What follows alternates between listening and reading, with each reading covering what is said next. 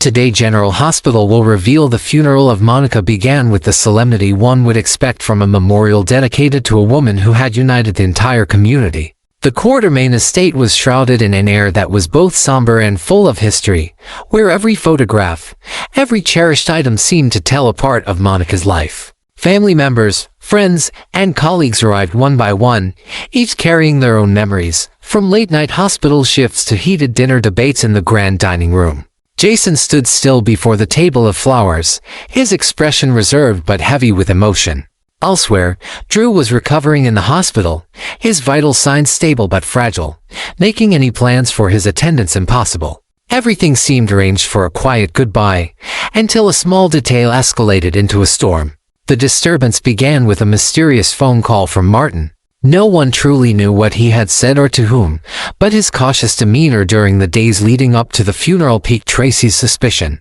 Martin appeared with a briefcase, his movements around the house calculated, and his eye sharp with experience scanned the guests. When the casket was brought into the grand hall, a strange woman's footsteps echoed, and she entered, introducing herself as a distant relative of the deceased. Her calm demeanor wasn't one of mourning but of someone who had prepared meticulously for this moment. The woman claimed to be Monica's long-lost sister, a branch of the family that had been estranged for decades due to past conflicts. She brought with her letters, documents, and even faded photographs of Monica's youth that many in the room had never seen. Behind her stood Martin, keeping his distance, but close enough to make it clear he had a role in bringing her here. With a single moment, the solemnity of the gathering was replaced by murmurs. Tracy, who was always attuned to any shift in family dynamics, was immediately thrown into doubt. Why had this woman appeared today, and why was she with Martin?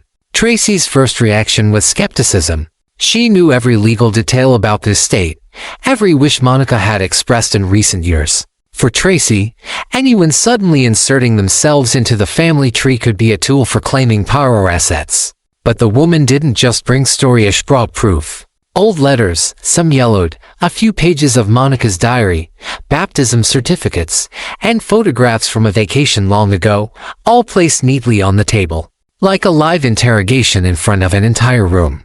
Each piece unveiled layers of Monica's past that many didn't know, and the room shifted from nostalgia to suspicion, then to guarded tension.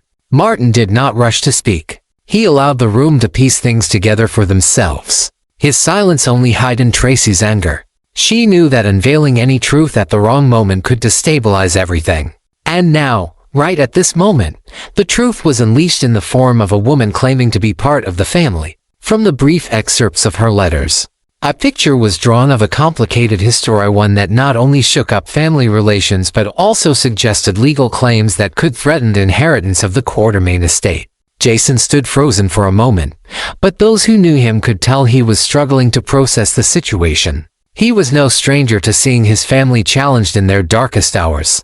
But seeing this happen to Monica added a different layer. Respect for the deceased was clashing with outrage at the orchestrated disruption. At the hospital, Drew received an update through internal communications, his heart rate spiking in response to the distressing news. Doctors urged him to focus on his recovery, but a part of him remained at the estate, where the remaining family members needed strength and clarity. A thin thread of connection between the two locations sewn in mourning, the other in a sterile, white room made the entire situation feel surreal. The tension peaked when another excerpt from Monica's diary was read aloud by the legal representative accompanying the mysterious woman. The excerpt spoke of Monica's complicated youth, not to discredit her, but to provide context for the family's split over the years. A few words were all it took for emotions to be torn between grief and anger, between valuing the legacy of the family and protecting its dominion. Tracy demanded an immediate legal review, requesting that all documents be handed over to the family's legal counsel, and insisted on verifying the validity of Monica's current will.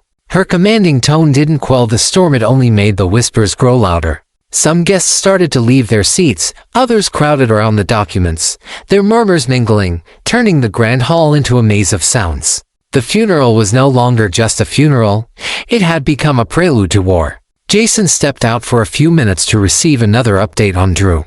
His medical status, once stable, had started to fluctuate. The strain, both physical and emotional, was beginning to take its toll. When Jason returned, his eyes had darkened, an ominous premonition weighing on him. He remained the pillar of strength for the house, but his helplessness began to seep through his every move. Many in the room noticed the change, but the silence that followed was not peaceful. It was filled with an unsettling anticipation of what would come next. The worst news arrived as a chilling blow. Drew, the person who had always fought to mend the fractures within the family, was declared dead in the ICU. The official cause was recorded, but those present at the estate understood something deeper: the mental anguish, the fear of being helpless, and the overwhelming pressure of familial expectations had pushed Drew beyond his limits.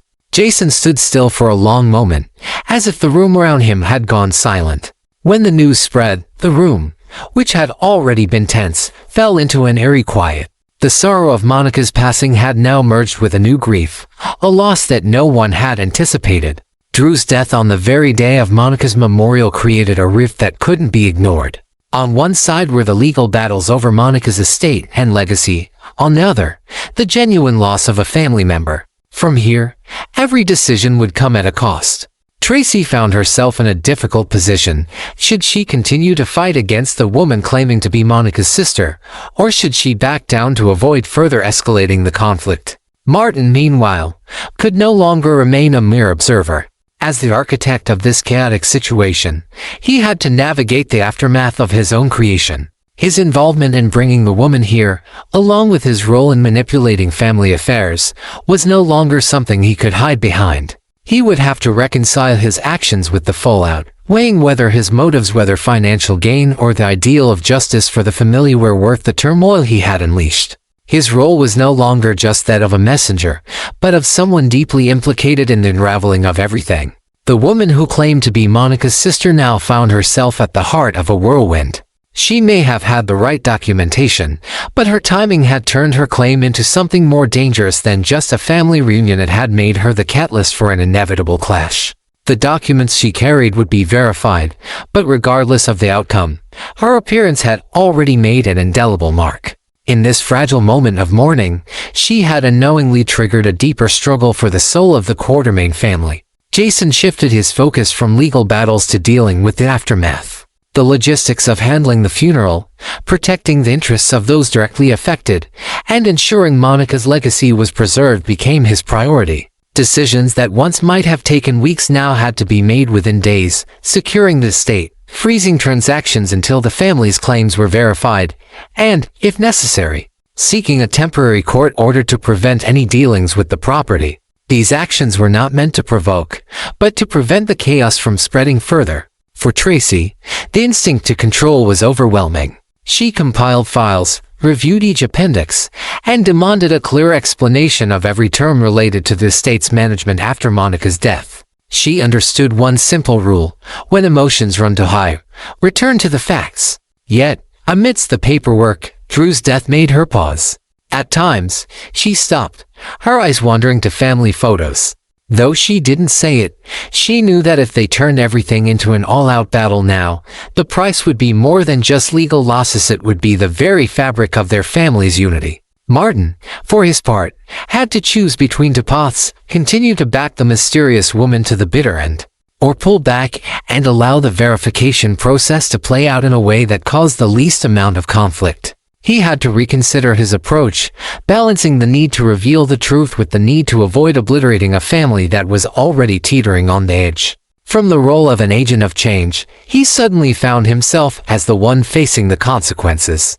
Every contract, every deal, and any potential benefit he hoped to gain by starting this dispute were losing meaning in light of the emotional toll it had taken on the family.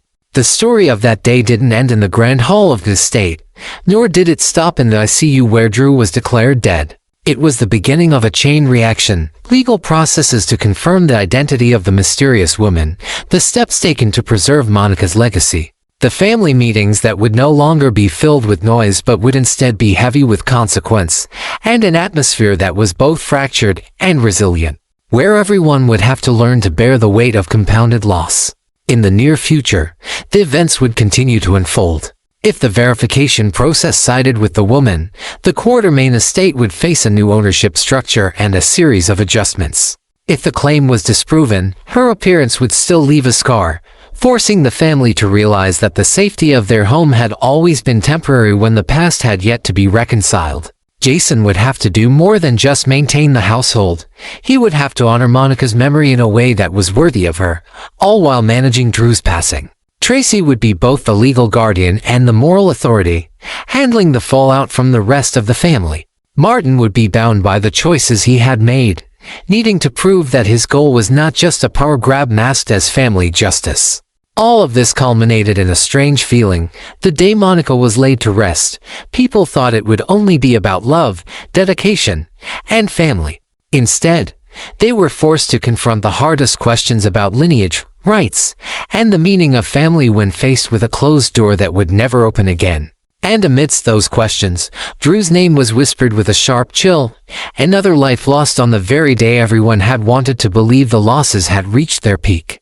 But Port Charles never ends at the peak. Here, every ending opens the door to a new beginning, one that is harsher, more honest, and demands far more courage to move forward. The tragic news of Drew's death felt like an aftershock, shaking everyone who was still trying to catch their breath after the initial loss.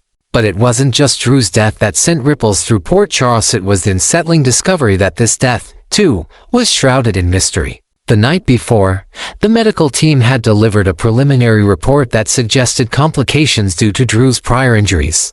But there were peculiar fluctuations in his vitals before he passed that hadn't been fully explained. This raised suspicions that no one could ignore, and soon, even those in the family who had initially been too overwhelmed by grief began to wonder, could there have been something more behind his death? Jason, typically stoic, threw himself into action. He spent the night organizing the necessary steps to manage the family's affairs, contacting Drew's doctors, speaking with family lawyers to ensure all legal matters were handled correctly, and alerting the security team to monitor the estate's surveillance system. Every task felt like a calculated move, yet every decision still seemed to lead to more questions. Despite his attempt to bring some semblance of order, Jason knew the truth couldn't hold the ground for long. His family's disarray wasn't just an emotional matter now, it was about survival. Tracy, on the other hand, wasted no time. She spent the early hours of the morning combing through all of Monica's will and estate papers. The documents piled up in front of her: legal letters, family notes, and even Monica's own handwritten memos. Tracy was looking for a way to secure what she felt was rightfully hers, but there was a lingering doubt gnawing at her. Something wasn't right about the appearance of this stranger at the memorial. When she was handed a small box from the housekeeper, a box that had been tucked away for years, Tracy hesitated before opening it. Inside was a key to a safety deposit box at the bank, along with a note from Monica in her signature purple ink, instructing that certain documents should only be reviewed after the memorial services had concluded. The letter didn't mention anyone by name, but Tracy felt the weight of its implication. There were matters Monica had planned to be kept secret until the right moment. Martin sat quietly on the back porch of the estate, reflecting on the events that had unfolded so far. He had never been one to shy away from negotiating in gray areas, but this time, he couldn't shake the feeling that he had made a grave mistake. The woman he had brought with him was not just some pawn in a game; she had a legitimate stake in the family's history. But the moment she had stepped into the estate, everything had shifted. Martin understood the gravity of the situation. The truth, if it arrived at the wrong moment, could be devastating for everyone. The woman who claimed to be a distant sister of Monica remained in the living room, clutching the documents like they were the last pieces of her identity. The family, already fractured by grief, was now on the brink of falling apart completely. Tracy, ever suspicious of anyone who might threaten her claim to the family fortune, couldn't help but feel betrayed. She knew that if this woman's story checked out, it would mean she wasn't the only heir left in line for Monica's estate. But the timing, the coincidence sight was all too much to ignore. Who was this person, and why had she shown up now, of all times? Jason, while still processing the news of Drew's death, was also grappling with the chaotic turn of events unfolding at the memorial. His instinct was to protect his family, but how could he do that when their very foundation was being tested by something as ruthless as a hidden family member? He tried to steady himself, knowing that everything he did from this point forward would determine the future of the Quartermain legacy. Tracy was relentless in her quest to uncover the truth. She called family lawyers, traced back every document Monica had ever signed, and pulled in experts to analyze the will and its provisions. Nothing could be left to chance, not when the stakes were this high. She was determined to ensure that whatever Monica had intended for her family would not be taken away, especially not by some outsider. But with each passing moment, it became clear that this woman wasn't just some opportunistic relative. There was something deeper at play, something that made Tracy uneasy, but she refused to let her guard down. As the hours passed, the tension in the house grew. The woman who was still being referred to as a distant relative sat silently, waiting for the family to decide her fate. She knew the risks of her presence, but she had come this far, and there was no turning back now. It wasn't just about claiming a piece of the family fortune. This was about her very existence, her identity, her place in a family that had long been closed off to her. At the same time, Martin found himself at a crossroads. He had brought this woman into the fold, but the consequences were starting to feel too big to ignore. The documents she had presented had sparked a fire that no one seemed able to put out. There were too many secrets in this family, secrets that could destroy everything, including the foundation of the legacy that Monica had worked so hard to build. Despite the escalating chaos, Martin remained calm. He had learned that sometimes, the best course of action was to wait for the storm to pass, but even he wasn't sure how much longer he could stand on the sidelines. Tracy's hostility toward the newcomer was growing by the minute, and Jason's calm demeanor was being pushed to its limits. As the day wore on, the woman's story became more detailed. She spoke of a long-lost connection with Monica's family, a bond that had been severed years ago due to disagreements and circumstances beyond her control. The more she spoke, the more the family began to question their own assumptions about who Monica really was. Was there more to Monica's past than anyone had ever known? Had Monica deliberately kept her distance from this woman, or had she been forced to? Later, in a quiet corner of the house, Jason and Tracy met privately to discuss the situation. It was clear that neither of them knew how to move forward. Tracy was certain this woman was a threat, while Jason remained more open to the possibility that she was telling the truth. What neither of them realized was that the truth, when it finally came to light, would be more complicated than they ever imagined. The next morning, the family gathered once again in the living room. The tension was palpable. No one spoke. They simply stared at the woman, who remained poised and silent. Martin entered the room and nodded toward her. "We'll get answers," he said. "But it'll take time." His words did little to calm the situation. Tracy's eyes narrowed in suspicion, while Jason stood firm, trying to think through the implications of everything that had happened. Suddenly, a message came through from the bank. The safety deposit box had been opened, and inside, there were more documents that might reveal everything. Jason's heart sank. He knew that once the contents of that box were revealed, there would be no turning back. Whatever truth lay inside, it would either tear them apart or bind them together in ways they never anticipated. But even as the wheels of justice began to turn, the undercurrent of suspicion continued to simmer. No one knew who to trust anymore. In a house filled with so many secrets, the truth was proving to be a dangerous thing. The following days would be filled with tension, as each new revelation added weight to the mounting conflict. Would the family manage to hold it together, or would the forces of greed, betrayal, and hidden legacies rip it apart? Only time would tell, but one thing was certain: the story of the Quartermaines had taken a dark turn, and there was no turning back. The days following Drew's death were filled with chaos and uncertainty. The Quartermaine estate, once a sanctuary of wealth and tradition, now felt like a battleground where every conversation, every decision, seemed to carry the weight of the family's future. Jason, who had always been the pillar of strength for his family, found himself overwhelmed by the magnitude of the events unfolding around him. He had to navigate not only the grief of losing Drew but also the unraveling of long-held family secrets. The contents of the safety deposit box arrived sooner than expected. The bank's courier, a nervous man with glasses perched too low on his nose, handed over the sealed envelope to Tracy. She held it tightly in her hands, the paper crinkling under her fingers as though it were about to burst with the answers she so desperately sought. Jason stood behind her, his arms crossed, watching intently. Neither of them spoke as Tracy opened the envelope slowly, carefully, as if each movement held the key to everything. Inside, There were more documents, pages of old letters, legal papers, and photographs that painted a picture of Monica's past that no one had ever known. But it wasn't just the past that mattered now, it was what these documents meant for the future of the family. Among the papers was a handwritten letter from Monica herself, dated just months before her death. In it, Monica wrote of a deep regret, a decision that had torn apart her family for years. She spoke of a younger sister, whom she had cut ties with long ago, a sister who had been forgotten in the chaos of Monica's own life choices.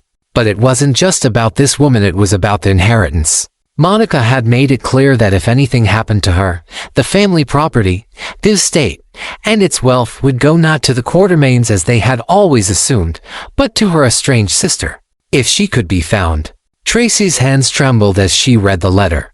It felt like a dagger, a final blow to everything she had believed in. Her worst fear was confirmed.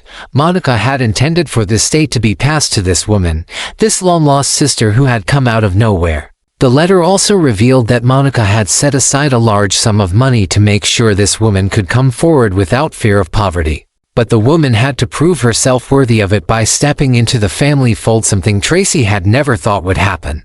"Are we supposed to just accept this?" Tracy hissed, her voice barely above a whisper, filled with a mixture of disbelief and fury. She threw the letter down onto the table, her face flushed with anger. She was our matriarch, and she's left this mess behind.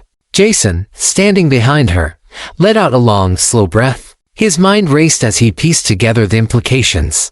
This wasn't just about the estate. This was about Monica's legacy, her love for her family, her choices, and the unseen forces that had shaped her decisions. He could feel his grip on the situation slipping away. "We need to find out if this is truly what she wanted," he said quietly, his voice low but firm. "And we need to figure out what's going to happen next. The family can't tear itself apart over this." But Tracy was beyond reasoning. She was ready to fight for what she felt was rightfully hers, and she didn't care who she had to trample to get it. Her eyes burned with a fierce intensity, her mind already working on a plan to contest Monica's will. She was determined to make sure that this stranger, this outsider, didn't take everything from her. It wasn't just the money, this was about power, control, and her place within the family. Meanwhile, the woman who had arrived to claim her inheritance remained quiet, watching from the sidelines. She had seen the tension building, had heard the harsh whispers and judgments past her own, but she wasn't intimidated. She had come this far, and she wasn't going to back down now. She knew that she had every right to be here, that Monica had made provisions for her, and that the Quartermaines would have to accept her whether they liked it or not. Her name was Ronnie, and despite the cold reception, she held her ground. She wasn't just some distant relative looking for a handout. She had spent years struggling, surviving on her own, far from the comforts of the Quartermaine estate. She had learned to live with the void left by the broken family ties, but now she was here, and nothing was going to stop her from claiming what was rightfully hers. Ronnie had a quiet strength about her. While Tracy and Jason were consumed by their own emotions, she remained calm, collected, almost detached. She understood the complexity of the situation, but she wasn't afraid of what might come. She had come to terms with the fact that the Quartermaines might never accept her, but that wouldn't stop her from making sure Monica's wishes were fulfilled. Over the next few days, the family found itself on the brink of collapse. The air in the estate was thick with tension, and every encounter was filled with underlying threats. Tracy's attempts to discredit Ronnie were becoming more blatant, her words cutting and sharp, trying to undermine her claim at every turn.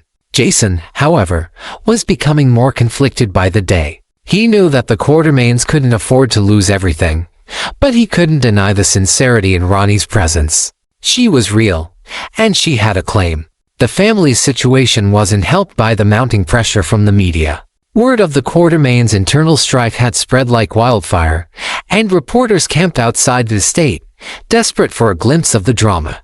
The once closed doors of the Quartermaine home were now wide open to the world, and everyone had something to say. As the tension reached a boiling point, the family was forced to come together for an emergency meeting. Tracy, Jason, and the rest of the Quartermaines gathered in the drawing room, where they could no longer pretend that everything was fine. The air was thick with resentment and anger. Ronnie, sitting silently in the corner, had a quiet confidence. She had a right to be there. The others knew it too, but they were too proud, too stubborn to admit it. Enough, Jason said finally, his voice cutting through the chaos. He stood tall, his eyes scanning the room. This fighting isn't going to bring Monica back. It's not going to change the fact that we've lost her. But it's also not going to change the fact that she had a plan for the family, and it's a plan that's bigger than any one of us. For a moment, the room fell silent.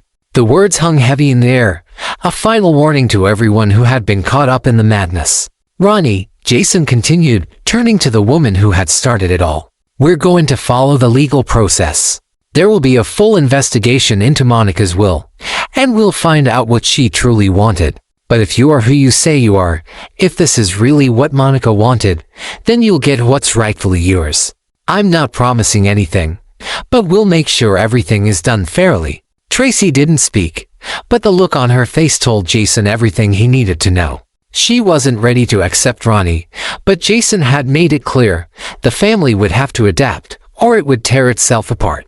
As the days passed, the legal battle intensified. The Quartermains would have to prove their claim, while Ronnie would have to fight for her place in a family that had never accepted her. The family's future was in the hands of the court, and no one knew what the final outcome would be. All they knew was that the Quartermains would never be the same again.